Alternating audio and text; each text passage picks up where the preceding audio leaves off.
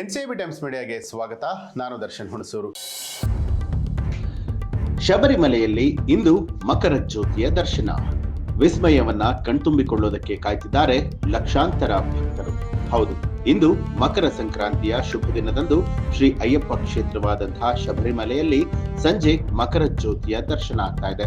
ಹೀಗಾಗಿ ಮಕರ ಬೆಳಕು ಆಚರಣೆ ಮತ್ತು ಮಕರ ಜ್ಯೋತಿ ದರ್ಶನಕ್ಕಾಗಿ ಶಬರಿಮಲೆಯ ಅಯ್ಯಪ್ಪನ ದೇವಸ್ಥಾನದಲ್ಲಿ ಸಕಲ ಸಿದ್ಧತೆಗಳನ್ನ ಮಾಡಿಕೊಳ್ಳಲಾಗಿದೆ. ಶಬರಿಮಲೆಯ ಅಯ್ಯಪ್ಪ ಸ್ವಾಮಿ ದೇಗುಲದ ವಾರ್ಷಿಕ ಮಕರ ಜ್ಯೋತಿಯು ಇಂದು ದರ್ಶನ ಆಗ್ತಾ ಇದೆ. ಈ ಬಾರಿ ಸಂಕ್ರಾಂತಿಯು 14ರ ಮಧ್ಯಾಹ್ನದಿಂದಲೇ ಆರಂಭ ಆಗುವಂತಹ ಕಾರಣ 14ರ ಸಂಜೆ ಪೊನ್ನಂಬಲಮೇಡು ಪರ್ವತದ ಮೇಲೆ ಮಕರ ಜ್ಯೋತಿ ಕಾಣಿಸಿಕೊಳ್ತಾ ಇದೆ. ಭಕ್ತರ ಸಂಖ್ಯೆಗೆ ಈ ಬಾರಿ ಮಿತಿಯನ್ನ ಹೇರಲಾಗಿದ್ದು 30,000 ಆನ್ಲೈನ್ ಮತ್ತು 5,000 ಕೌಂಟರ್ ಟಿಕೆಟ್ ಅನ್ನ ಹೊಂದಿರುವವರಿಗೆ ಮಾತ್ರವೇ ದೇಗುಲದ ಪ್ರವೇಶಕ್ಕೆ ಅವಕಾಶವನ್ನ ಕಲ್ಪಿಸಲಾಗಿದೆ.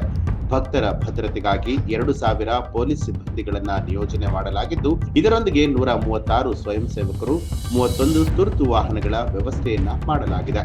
ಇನ್ನು ಮಕರ ಜ್ಯೋತಿಯ ಐತಿಹಾಸಿಕ ಹಿನ್ನೆಲೆಯನ್ನ ನೋಡೋದಾದ್ರೆ, ಶಬರಿಮಲೆಯ ಪ್ರಮುಖ ಕಾರ್ಯಕ್ರಮ ಅಂತ ಹೇಳಿದ್ರೆ ಅದು ಮಕರ ಜ್ಯೋತಿ. ಸಾಮಾನ್ಯವಾಗಿ ಜನವರಿ 14ರಂದೇ ಇದು ಕಾಣಿಸಿಕೊಳ್ಳುತ್ತೆ.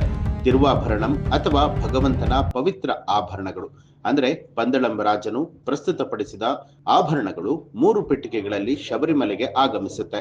ಆಭರಣ ಪೆಟ್ಟಿಗೆಗಳ ಆಗಮನದ ನಂತರ ಇಡೀ ಪರ್ವತವು ಈ ಒಂದು ಕಾರ್ಯಕ್ರಮವನ್ನ ವೀಕ್ಷಣೆ ಮಾಡೋದಕ್ಕೆ ಅಲ್ಲಿ ನೆರೆದಿದ್ದ ಲಕ್ಷಾಂತರ ಭಕ್ತರು ಶರಣಂ ಅಯ್ಯಪ್ಪ ಪಠಣಕ್ಕೆ ಪ್ರತಿಧ್ವನಿಸುತ್ತಾರೆ. ಇನ್ನು ಪಂದಲಂ ರಾಜಮನೆತನದ ಖಾಸಗಿ ಆಸ್ತಿಯಾಗಿರುವಂತಹ ತಿರುವಾಭರಣಂ ಪೆಟ್ಟಿಗೆಯು ಪಂದಲಂನಿಂದ ಮಕರ ಜ್ಯೋತಿ ದಿನಕ್ಕಿಂತ 2 ದಿನಗಳ ಮೊದಲು ತನ್ನ ಪ್ರಯಾಣವನ್ನ ಆರಂಭ ಮಾಡುತ್ತೆ. ಪೆಟ್ಟಿಗೆಯನ್ನ ಹೊತ್ತಂತಹ ವ್ಯಕ್ತಿಯು ವಿಚಿತ್ರವಾದ ಪ್ರಜ್ಞೆಯಲ್ಲಿ ನೃತ್ಯವನ್ನ ಮಾಡ್ತಾನೆ. ತಿರುವಾಭರಣಂ ಪಂದಲಂ ವಲಿಯ ಕೋಯಿಕಲ್ ಶಾಸ್ತ್ರ ದೇವಸ್ಥಾನ, ಆಯಿರಾರ್ ಪುತಿಯ ಕಾವು ದೇವಸ್ಥಾನ, ಪೆರುನಟ್ಟಿಲ್ ದೇವಸ್ಥಾನ, ವ್ಲಕ್ಲೈ, ನಿಲೇಕಲ್ ಶಿವ ದೇವಾಲಯ, ವೆಲ್ಲಾಚಿಮಾಲಾ, ಪಂಬಾ ಮತ್ತು ಶಬರಿಪೀಠ ಮೂಲಕವಾಗಿ ಪ್ರಯಾಣಿಸಿ ಮಕರ ಜ್ಯೋತಿ ದಿನದಂದು ಸಂಜೆ 6 ಗಂಟೆ ಸುಮಾರಿಗೆ ಸನ್ನಿಧಾನವನ್ನ ತಲುಪುತ್ತೆ. ಪ್ರತಿ ವರ್ಷ ಗರುಡ ತಿರುವಾಭರಣಂ ಪೆಟ್ಟಿಗೆಯ ಮೇಲೆ ಹಾರಾಡುತ್ತಾನೆ. ಅವುಗಳನ್ನ ಕಾಯುವಂತೆ ಇದು ಭಾಸವಾಗುತ್ತೆ. ಸನ್ನಿಧಾನವನ್ನ ತಲುಪಿದ ನಂತರ ಮೇಲ್ಯಾಂತಿ ಮತ್ತು ತಾಂಡ್ರಿ ಶರಣ ಘೋಷಣೆಗಳ ನಡುವಿನ ಪ್ರತಿಧ್ವನಿಗಳ ನಡುವೆ ಪವಿತ್ರವಾದ ಆಭರಣವನ್ನ ಸ್ವೀಕಾರ ಮಾಡಲಾಗುತ್ತೆ.